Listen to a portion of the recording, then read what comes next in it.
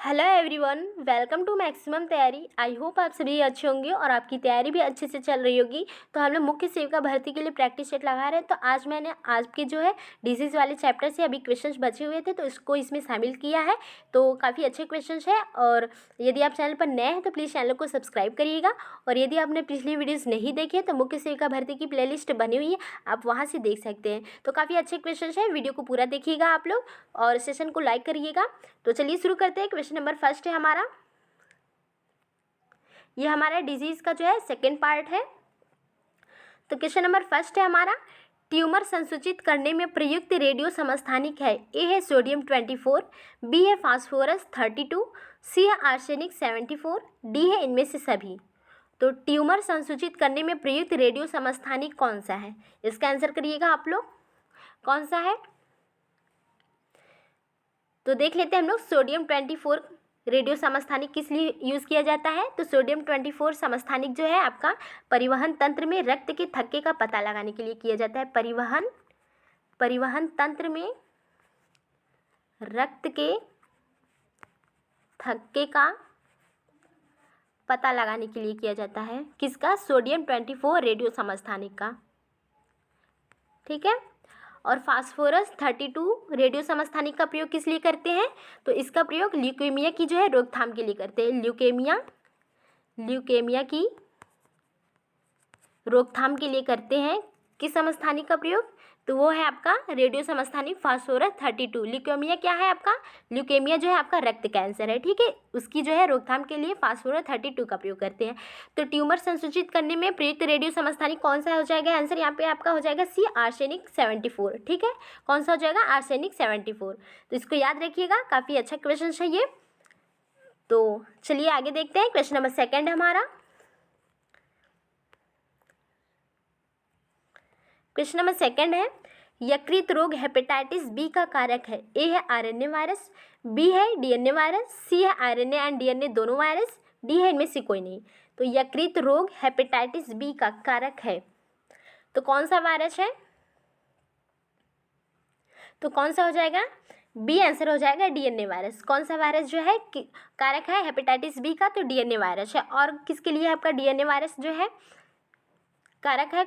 किस रोग का? तो वो चेचक का भी आपका कारक है डीएनए ही वायरस, ठीक है। चेचक जो है आपका होता है वेरियोला वायरस से होता है, जिसका कारक कौन है आपका? डीएनए वायरस होता है, ठीक है। चेचक का और हेपेटाइटिस बी का जो है कारक कौन है? DNA virus. आरएनए वायरस किसका है, इसको भी देख लेते हैं। आरएनए वायरस जो है आपका है, आरएनए वायरस आपका पोलियोमाइलाइटिस,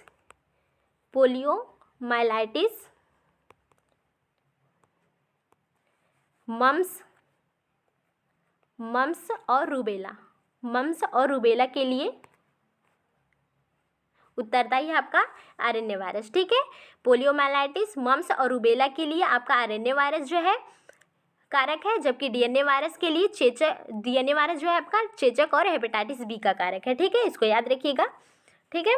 नेक्स्ट हमारा क्वेश्चन नंबर थर्ड है, यौन संचारित रोग एसटीडी निम्नलिखित में से है। ए है सुजाक गोनोरिया, बी है सिफिलिस, सी है हर्पीज, डी हेपेटाइटिस बी, ई है एड्स, एफ है इनमें से सभी। यौन संचारित रोग एसटीडी यानी कि एसटीडी क्या है? Sexually transmitted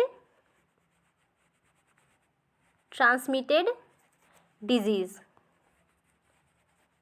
sexually transmitted disease जो है यौन संचारित रोग, इनमें से कौन से है? तो आपका सुजाक भी है, सिफिलिस भी है, हर्पीस है, जेनिटल हर्पीस भी आता है, हेपेटाइटिस बी है, एड्स है, क्लेमिडीटिया भी है, ठीक है।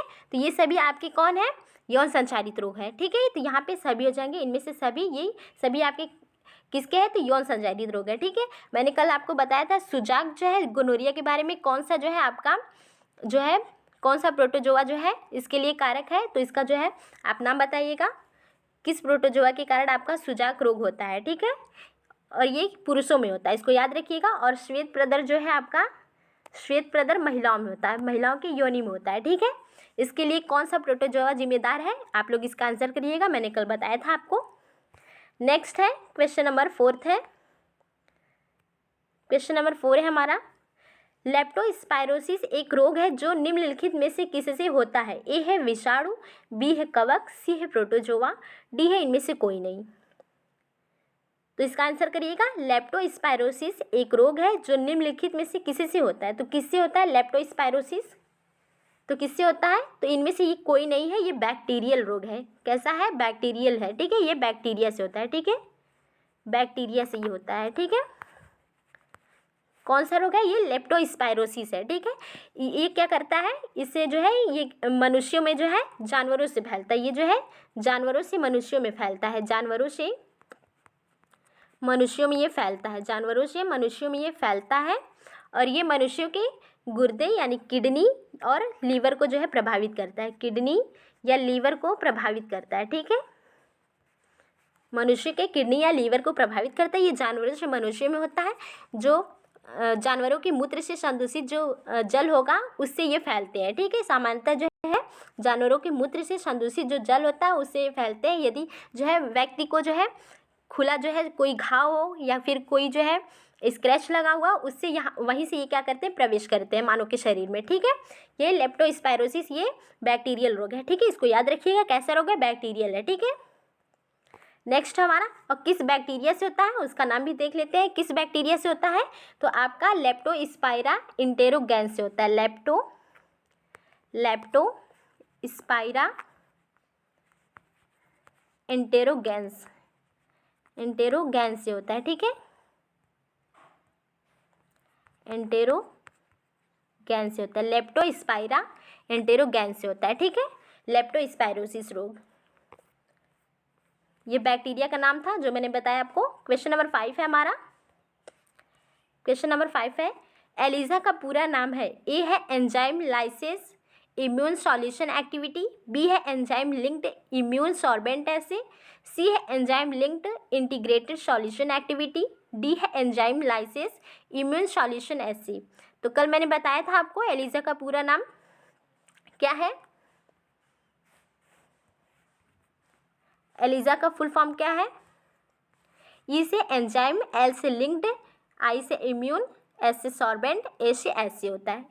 एंजाइम लिंक्ड इम्यून सॉर्बेंट एसे इसका फुल फॉर्म है, ठीक है। तो यहाँ पे आंसर क्या हो जाएगा? एंजाइम लिंक्ड इम्यून सॉर्बेंट एसे। आंसर यहाँ पे आपका हो जाएगा बी, ठीक है। आंसर यहाँ पे बी हो जाएगा, ठीक है। एलिजा का। एड्स का आप लोग आंसर करिएगा, एड्स का फुल फॉर्म क्या है, ठीक है। और HIV का फुल फॉर्म क्या है, इसका आंसर करिएगा आप लोग। नेक्स्ट हमारा क्वेश्चन नंबर 6 है। क्वेश्चन नंबर 6 है, मरीज को अस्पताल में रहते हुए अस्पताल से होने वाला संक्रमण कहलाता है। ए है लोकलाइज्ड संक्रमण, बी है नोजोकोमियल संक्रमण, सी है द्वितीय संक्रमण, डी है पुनः संक्रमण। तो मरीज को अस्पताल में रहते हुए अस्पताल से होने वाला संक्रमण कौन सा संक्रमण कहलाता है? इसका आंसर करिएगा, कौन सा संक्रमण कहलाता है? क्या हो जाएगा आंसर? आंसर बी हो जाएगा, नोजोकोमियल संक्रमण कहलाता है। कौन सा कहलाता है? नोजोकोमियल संक्रमण कहलाता है, ठीक है। इसको याद रखिएगा, ये नया क्वेश्चन है। क्वेश्चन नंबर 7 है हमारा, जब एंटीबॉडी संक्रमित शरीर के अंदर बनते हैं तो इसे कहते हैं। ए है पैसिव रोग प्रतिरोधक क्षमता, बी है एक्टिव रोग प्रतिरोधक क्षमता, सी है उपर्युक्त दोनों, डी है कोई नहीं। जब एंटीबॉडी संक्रमित शरीर के अंदर बनते हैं तो इसे क्या कहते हैं? तो क्या कहते हैं? तो आंसर यहाँ पे बी हो जाएगा, एक्टिव रोग प्रतिरोधक क्षमता। क्या कहते हैं? एक्टिव रोग प्रतिरोधक क्षमता कहते हैं। ये क्या करते हैं? ये जो है आपके इम्यून सिस्टम में जो है एंटीबॉडी के निर्माण के लिए प्रेरित करते हैं, ठीक है।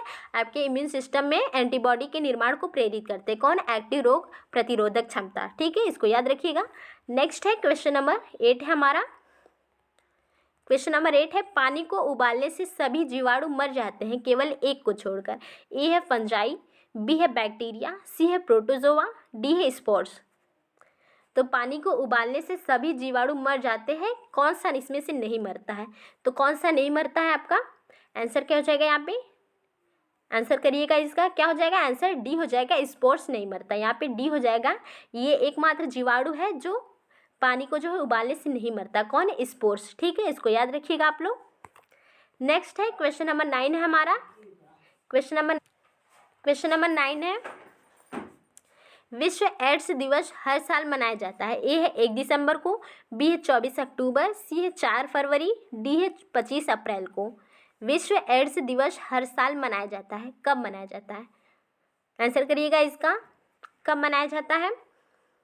25 अप्रैल को आपका मलेरिया डे मनाया जाता है, मलेरिया दिवस। मलेरिया दिवस आपका 25 अप्रैल को मनाया जाता है। 4 फरवरी को आपका कैंसर डे मनाया जाता है, कैंसर दिवस। 24 मार्च को आपका टीबी दिवस यानी कि क्षय रोग डे मनाया जाता है 24 मार्च को। 1 दिसंबर को आपका एड्स दिवस, विश्व एड्स दिवस मनाया जाता है, ठीक है, 1 दिसंबर को। इन सभी को आप लोग याद रखिएगा, ये सभी इंपॉर्टेंट है, कोई भी एग्जाम में आ सकता है, ठीक है। 24 मार्च टीबी डे, कैंसर डे, 4 फरवरी, 25 अप्रैल मलेरिया दिवस और 1 दिसंबर विश्व एड्स दिवस, ठीक है। नेक्स्ट हमारा क्वेश्चन नंबर 10 है। क्वेश्चन नंबर 10 है, एड्स का विषाणु किसकी वृद्धि को प्रभावित करता है? ए है हीमोग्लोबिन, बी है रक्त में आरबीसी, सी है रक्त में टी कोशिका, डी है मस्तिष्क में ग्रे कोशिका। एड्स का विषाणु किसकी वृद्धि को प्रभावित करता है? तो किसकी वृद्धि को प्रभावित करता है?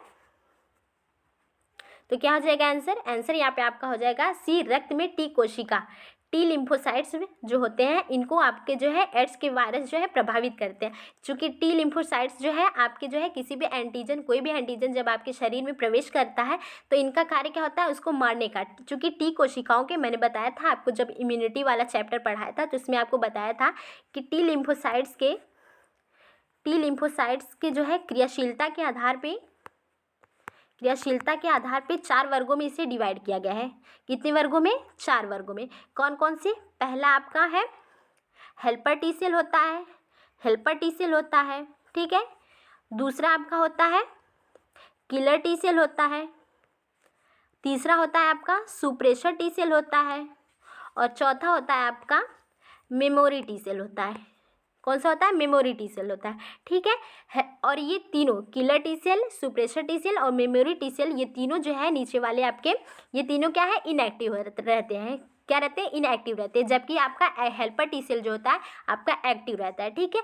और आपका जो एड्स का वायरस जो होता है ये हेल्पर टी सेल पर ही क्या अटैक करता है, ठीक है। चूँकि हेल्पर टी सेल आपका क्या होता है? एक्टिव रहता है। और ये एक्टिव रहता है तो ये क्या करता है? जब एंटीजन यानी कि दुश्मन, एंटीजन जो है आपके शरीर में क्या है? दुश्मन का कार्य करता है। ये क्या है? एंटीजन जब आपके शरीर में प्रवेश करता है तो हेल्पर टी सेल क्या एक्टिव रहता है और यही जो है ये जब जो है देखता है कि कोई शरीर में कोई दुश्मन प्रवेश करता है तो ये आपके किलर टी सेल्स और सुप्रेशर और मेमोरी टी सेल इन सभी को क्या एक्टिव करता है, इन सभी को जगाता है, ठीक है, कि एंटीजन जो है आपके शरीर में प्रवेश कर गया है और इसको अब जो है आप लोग मारो, ठीक हो। यानी कि किलर टी सेल जो है आपका एंटीजन को मारने का, जो आपकी जो है जो कोशिका जो है संक्रमित रहती है उसको मारने का कार्य करता है आपका किलर टी सेल, ठीक है, उसको मारने का कार्य करता है, ठीक है। ये क्या करता है? लगातार उसको मारता रहता है, ठीक है, ये रुकता नहीं है, ठीक है। अब क्या है? एंटीजन मरने के बाद भी आपका जो है जो कोशिका संक्रमित रहेगी उसको मारने के बाद भी ये क्या करेगा?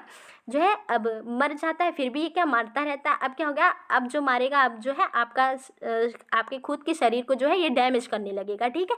अब इसी को जो है रोकने के लिए आपका सुप्रेशर टी सेल कार्य करता है। रोकता कौन है?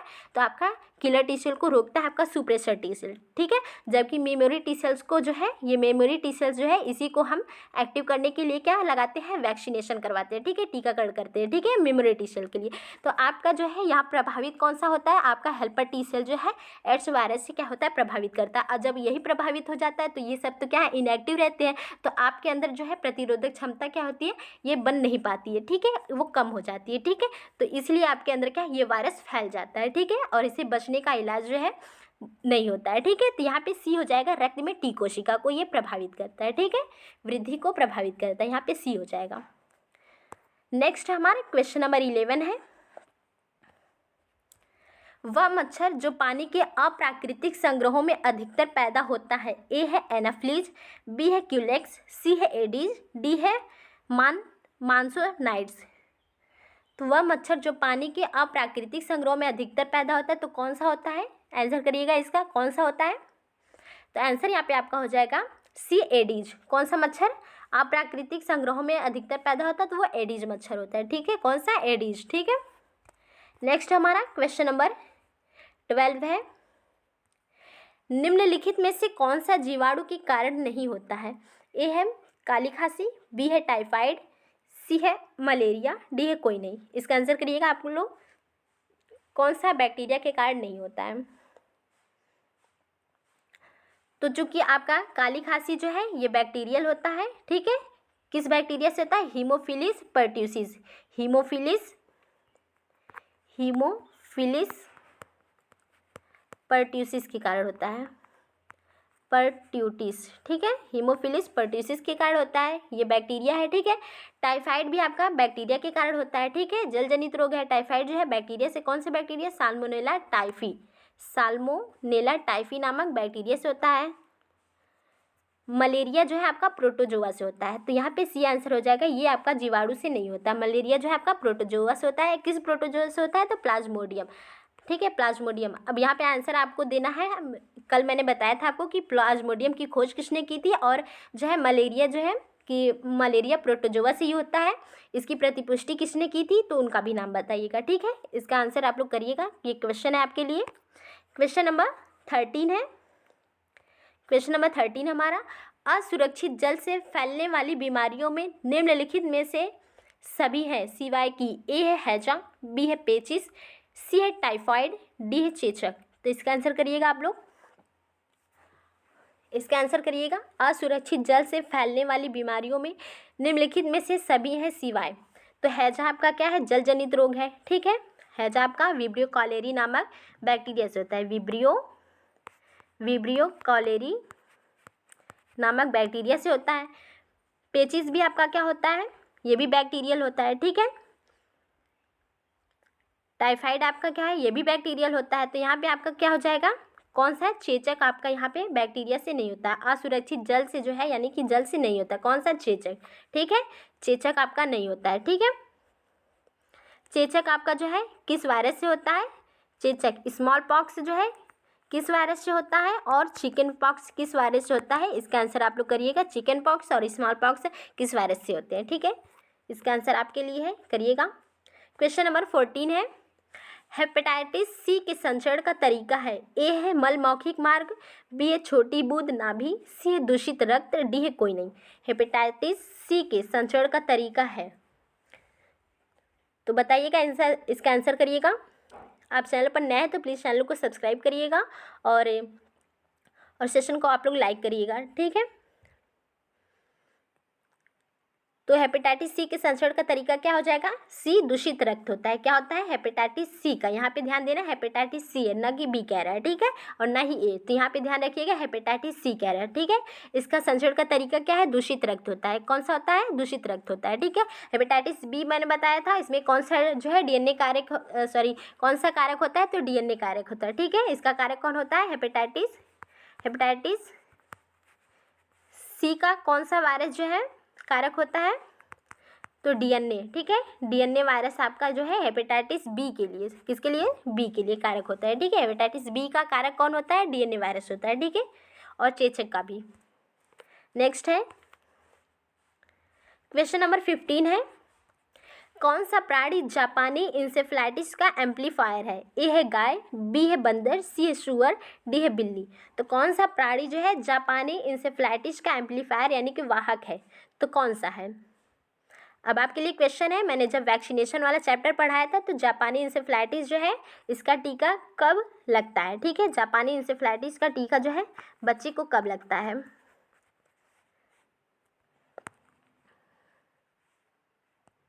इसको बताइएगा, आपके लिए क्वेश्चन है, ठीक है। इसका टीका जो है कब लगता है बच्चे को? तो यहाँ पे क्या हो जाएगा? जापानी इंसेफ्लाइटिस का एम्पलीफायर क्या है? सी हो जाएगा सुअर। पिग जो है यहाँ पे जापानी इंसेफ्लाइटिस का एम्पलीफायर होता है, ठीक है। यहाँ पे सी हो जाएगा सुअर। नेक्स्ट है क्वेश्चन नंबर 16 है हमारा। निम्नलिखित में से कौन सा फीको ओरल माध्यम से नहीं फैलता है? ए है खसरा, बी है टाइफाइड, सी कॉलेरा या हैजा, डी हेपेटाइटिस ए। कौन सा फीको ओरल माध्यम से नहीं फैलता है? तो कौन सा नहीं फैलता है? इसका आंसर करिएगा आप लोग। तो क्या हो जाएगा? यहाँ पे आंसर यहाँ पे आपका हो जाएगा एक खसरा। खसरा आपका जो है फीको ओरल माध्यम से नहीं फैलता है। टाइफाइड फैलता है, हैजा या कॉलेरा या हेपेटाइटिस सी, जबकि खसरा आपका फीको ओरल माध्यम से नहीं फैलता है। ठीक है, यहाँ पे आंसर ये हो जाएगा खसरा या मीजल्स इसको कहते हैं। ठीक है, मीजल्स का टीका जो है कब बच्चे को दिया जाता है, इसका आंसर करिएगा। टीका जो है कब बच्चे को दिया जाता है, ठीक है, मीजल्स का। नेक्स्ट है हमारा क्वेश्चन नंबर 17 है, कॉप्लिक्स स्पॉट्स किस बीमारी में देखने को मिलते हैं? ए है छोटी माता, चिकन बॉक्स, बी है मम्स, सी है खसरा, डी है पोलियो। कॉप्लिक्स स्पॉट्स किस बीमारी में देखने को मिलते हैं? तो किस में देखने को मिलते हैं, इसका आंसर करिएगा। किस में, क्या हो जाएगा आंसर यहाँ पे आपका हो जाएगा सी खसरा में। मीजल्स में आपके जो है कॉप्लिक स्पॉट्स देखने को मिलते हैं। आपके गाल और मुंह के अंदरूनी भागों में क्या होता है, सफ़ेद दाग देखने को मिलते हैं। सफ़ेद जो है धब्बे जो है दाग देखने को मिलते हैं। नीले और सफ़ेद रंग के केंद्रों के रूप में सफ़ेद दाग देखने को मिलते हैं, कॉप्लिक स्पॉट्स कहलाते हैं। वही किसमें, खसरा में। ठीक है, खसरा में जो है इसको ध्यान में रखिएगा, कॉप्लिक स्पॉट्स। ठीक है, अब जो है आप यदि नहीं पढ़े रहेंगे तो आपको या चिकन पॉक्स लगेगा।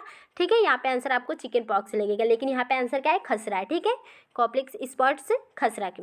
ठीक है, याद रखिएगा इसको। क्वेश्चन नंबर 18 है हमारा। क्वेश्चन नंबर 18 है, वीवीएम का फुल फॉर्म है?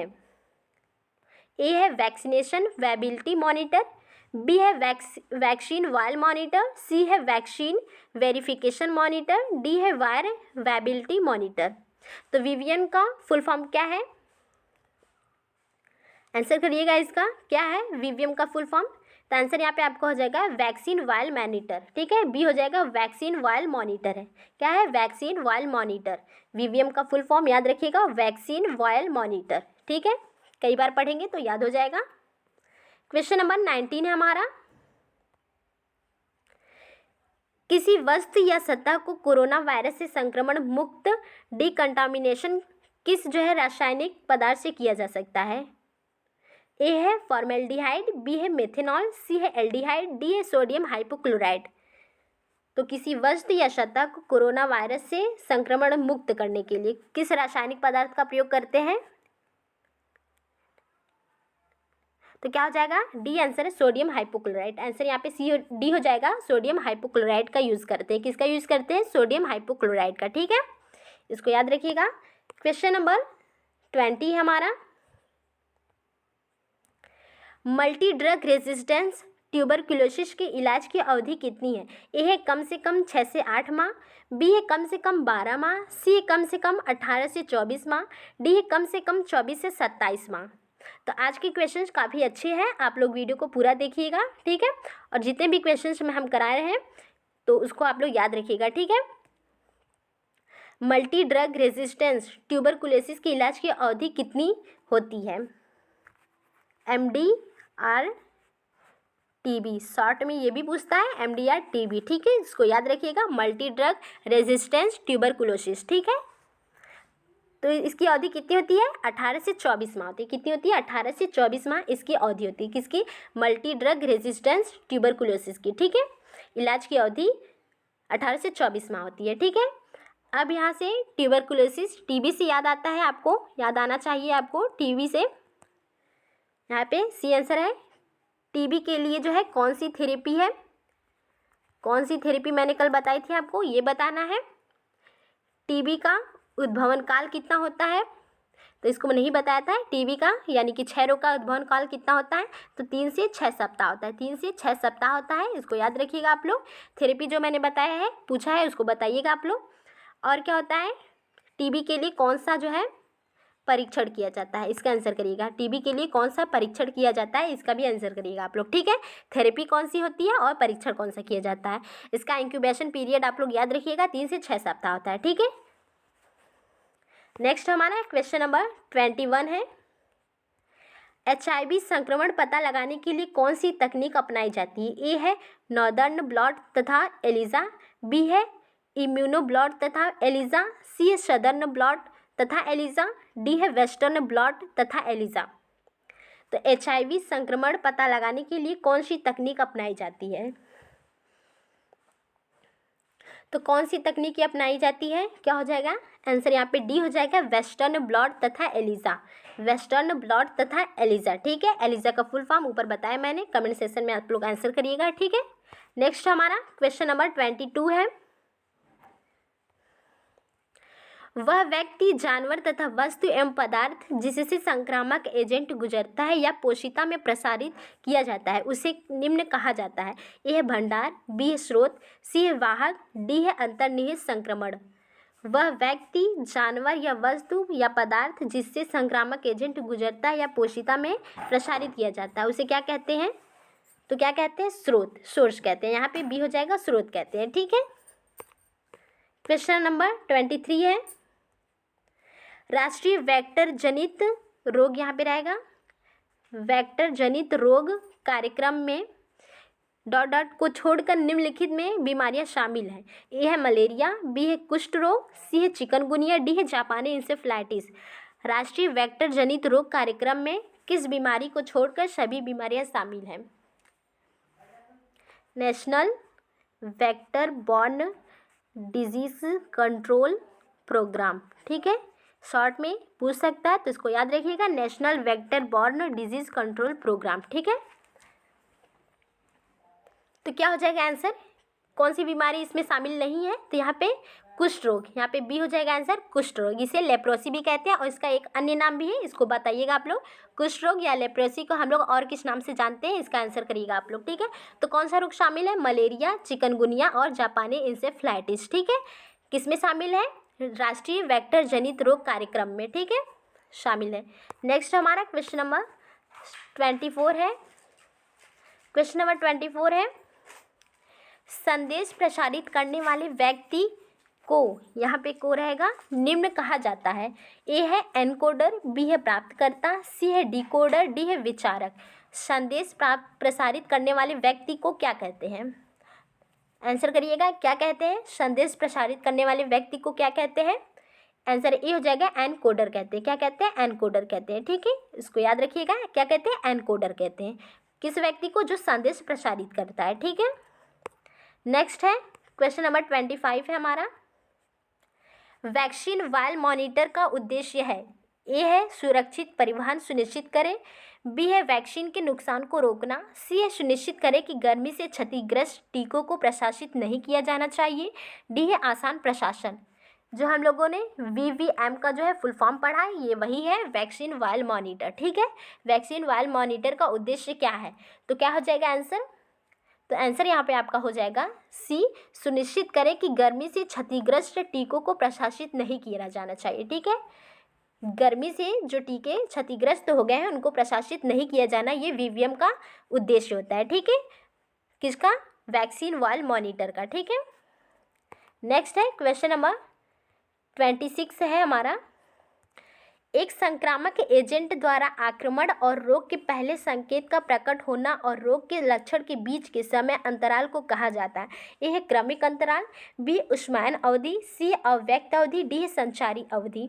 एक संक्रामक एजेंट द्वारा आक्रमण और रोग के पहले संकेत का प्रकट होने, यानी कि पहले जो है आपके शरीर में कोई जो है कोई संक्रामक रोग जो है, आपका शरीर जो है पहले संक्रमित किसी रोग से क्या है संक्रमित हुआ और फिर जो है तुरंत जो है उसके लक्षण आपको देखने को नहीं मिलते हैं, जो है उसके लक्षण तुरंत नहीं दिखते हैं, कुछ दिनों के बाद दिखते हैं। ठीक है, तो इन दोनों के बीच का जो समय होता है, इन दोनों के बीच की अवधि को हम क्या कहते हैं, यही यहाँ पे पूछ रहा है। ठीक है, इनके बीच के अंतराल को क्या कहते हैं? जब संक्रमित आपका शरीर जब किसी रोग से संक्रमित होता है और उसके लक्षण जब देखने को मिलते हैं तो उनके बीच के समय को क्या कहते हैं? तो क्या कहते हैं? इंक्यूबेशन पीरियड या उष्मायन अवधि कहते हैं। यहाँ पे बी हो जाएगा आंसर, उष्मायन अवधि या इंक्यूबेशन पीरियड इंग्लिश में कहते हैं, या फिर इसको जो है उद्भवन काल कहते हैं। क्या कहते हैं? उद्भवन काल कहते हैं। ठीक है, इसी को उद्भवन काल कहते हैं हम लोग। ठीक है, इसको याद रखिएगा आप लोग। नेक्स्ट है हमारा क्वेश्चन नंबर 27 है, हेपेटाइटिस डी संक्रमण तभी होता है जब व्यक्ति के लिए पॉजिटिव हो। ए है हेपेटाइटिस ए, बी है hepatitis B, C hepatitis C, D hepatitis E. Hepatitis D संक्रमण तभी होता है जब व्यक्ति के लिए पॉजिटिव हो। क्या पॉजिटिव होता है? तो क्या हो जाएगा आंसर? आंसर यहाँ पे होगा आपका बी, हेपेटाइटिस बी। क्या हो जाएगा? Hepatitis B. जब व्यक्ति में हेपेटाइटिस बी जो है पॉजिटिव होगा तभी व्यक्ति को हेपेटाइटिस डी संक्रमण होगा। ठीक है, व्यक्ति का हेपेटाइटिस बी से पॉजिटिव होना आवश्यक है, यदि उसके जो है हेपेटाइटिस बी संक्रमण तभी जो है माना जाएगा। ठीक है, यहाँ पे बी आंसर होगा आपका। ठीक है, नेक्स्ट है हमारा क्वेश्चन नंबर 28 है, ग्राम ऋणात्मक जीवाणु का उदाहरण कौन सा है? ए है लिस्टोरिया मोनोसाइटोजोन्स, बी है स्ट्रेप्टोकोकस न्यूमोनिया, सी है विब्रियो कॉलेरी, डी है स्टेफिलोकोकस ओरियस। ग्राम ऋणात्मक जीवाणु का उदाहरण है इसमें, तो कौन सा है? ग्राम ऋणात्मक जीवाणु का उदाहरण इसमें कौन सा है? आंसर इसका करिएगा आप लोग, कौन सा है आंसर? यहाँ पे आपका हो जाएगा सी विब्रियो कॉलेरी। कौन सा है? Vibrio cholerae. ठीक है, ये क्या है? जीवाणु का नाम है। ये कौन सा जीवाणु है? जो है विब्रियो कॉलेरी जीवाणु से कौन सा रोग होता है? इसका आंसर आप करिएगा, विब्रियो कॉलेरी बैक्टीरिया से कौन सा रोग होता है? इसका आंसर आप लोग करिएगा। और इसे ही क्या है, ये क्या किसका उदाहरण है? ग्राम ऋणात्मक जीवाणु का, इसको याद रखिएगा। ठीक है, ग्राम ऋणात्मक जीवाणु का उदाहरण कौन है? विब्रियो कॉलेरी है। ठीक है, नेक्स्ट हमारा क्वेश्चन नंबर 29 है, जील निल्सन तकनीक द्वारा किस स्थिति की पहचान की जाती है? ए है टाइफाइड, बी है क्षय, सी है उपदंश, डी है मलेरिया। जील निल्सन तकनीक द्वारा किस स्थिति की पहचान की जाती है? तो किसकी की जाती है? जील निल्सन तकनीक द्वारा किस स्थिति की पहचान की जाती है? इसका आंसर आप लोग करिएगा।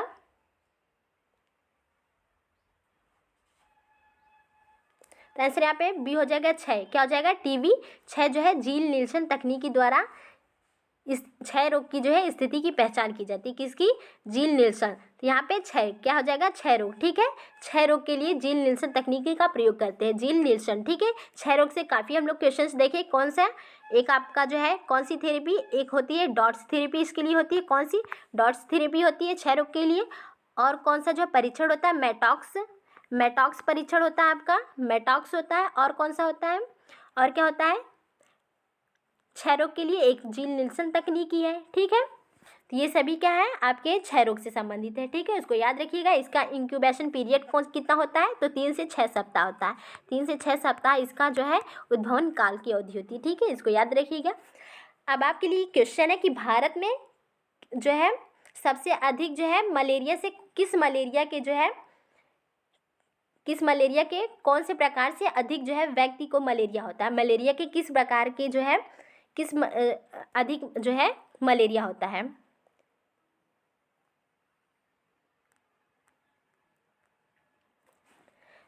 तो बता दूं मैं, तो क्या हो जाएगा? सबसे अधिक जो है 65% जो है भारत में 65% जो है मलेरिया के जो है रोगी किस परजीवी के मिलते हैं? तो पी वाई वैक्स। किसके? पी वाई वैक्स के। ठीक है, पी वाई वैक्स के। ठीक है, पी वाई वैक्स के जो है अधिक जो है रोगी मिलते हैं। कहाँ? इंडिया में। ठीक है, इसको याद रखिएगा आप लोग। 65% जो है रोगी आपके पी वाई वैक्स के ही मिलते हैं। ठीक है, नेक्स्ट हमारा क्वेश्चन नंबर 30 है, बहुरूपता किस बीमारी में देखी जा सकती है? ए है रूबेल, बी है छोटी चेचक, सी है टाइफाइड बुखार, डी है डेंगू बुखार। बहुरूपता किस बीमारी में देखी जा सकती है? इसका आंसर करिएगा आप लोग। बहुरूपता किस बीमारी में देखी जा सकती है?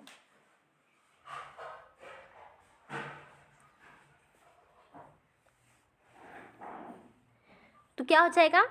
बहुरूपता छोटी चेचक। आंसर यहाँ पे बी हो जाएगा। बहुरूपता किस बीमारी में देखी जा सकती है? तो छोटी चेचक। छोटी चेचक यानी स्मॉल पॉक्स या फिर चिकन पॉक्स। आंसर यहाँ पे स्मॉल पॉक्स होगा या फिर चिकन पॉक्स, दोनों में क्या बहुरूपता देखी जाती है। ठीक है, चिकन पॉक्स, दोनों में क्या है? बहुरूपता किस बीमारी में देखी जा सकती है? तो स्मॉल पॉक्स या चिकन पॉक्स, दोनों में। ठीक है, नेक्स्ट हमारा क्वेश्चन नंबर 31 है, कौन सी कोशिकाएं विषाणु संक्रमित कोशिकाओं को मारकर जन्मजात प्रतिरक्षा में भाग लेती हैं?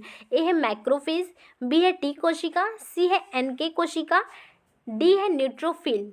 तो कौन सी कोशिकाएं विषाणु संक्रमित कोशिकाओं को मारकर जन्मजात प्रतिरक्षा में भाग लेती है? तो मैंने आपको बताया ऊपर कि टी सेल्स के अंतर्गत जो है क्रियाशीलता के आधार पर 4 भागों में से डिवाइड किया गया है। उसमें आपकी कौन सा सेल है जो है संक्रमित कोशिका को मारने का कार्य करता है? कौन सा सेल आपका संक्रमित कोशिका को मारने का कार्य करता है? तो कौन सा करता है? यहाँ पे आंसर क्या हो जाएगा? किलर टी सेल्स आपका करता है ना, किलर टी सेल्स मैंने बताया था कि ये मारने का कार्य करता है। कौन करता है? किलर टी सेल्स जो है आपके संक्रमित कोशिका को मारने का कार्य करता है। तो यहाँ पे क्या हो जाएगा? सी, NK कोशिका, यानी कि नेचुरल किलर कोशिका। ठीक है, नेचुरल किलर कोशिका जो है मारने का कार्य करता है, यहाँ पे सी हो जाएगा। ठीक है, नेक्स्ट हमारा क्वेश्चन नंबर 32 है। अस्पताल में होने वाला सर्वाधिक सामान्य संक्रमण से होता है। ए है पाचन प्रणाली, बी है गुर्दे, सी है मूत्राशय, डी है श्वसन क्रिया। अस्पताल में होने वाला सर्वाधिक सामान्य संक्रमण किससे संबंधित होता है? तो क्या हो जाएगा आंसर? आंसर यहाँ पे आपका हो जाएगा डी, श्वसन क्रिया से। किससे संबंधित होता है? श्वसन क्रिया से अधिक संबंधित होता है। ठीक है, नेक्स्ट हमारा क्वेश्चन नंबर 33 है। निम्नलिखित में से कौन सा विषाणु कृंतकों द्वारा संक्रमित होता है? ए है हेपेटाइटिस ए विषाणु, बी है पोलियो वायरस, सी है नॉर्वॉक विषाणु, डी है इबोला वायरस। तो बताइएगा कौन सा कृंतकों यानी कि रोडेंट्स द्वारा संक्रमित होता है? तो कौन सा होता है आपका आंसर? यहाँ पे हो जाएगा इबोला वायरस। कौन सा? डी हो जाएगा यहाँ पे आपका। इबोला वायरस जो है कृंतकों द्वारा संक्रमित होता है, यानी कि रोडेंट्स से। ठीक है, इबोला वायरस जो है आपके लिए क्वेश्चन है कि WHO ने इबोला वायरस को कब अंतर्राष्ट्रीय आपदा घोषित किया था? कब जो है अंतर्राष्ट्रीय आपदा घोषित किया था इबोला वायरस को WHO ने? इसका आंसर करिएगा आप लोग कमेंट सेक्शन में आंसर।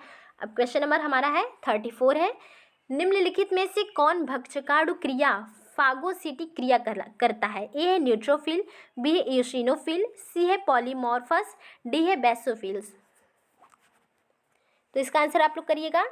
तो मैंने बताया था आपको कि ब्लड के अंतर्गत आपके होता है एक प्लाज्मा होता है। कितने? 55% आपका ब्लड में प्लाज्मा होता है। और क्या होते हैं?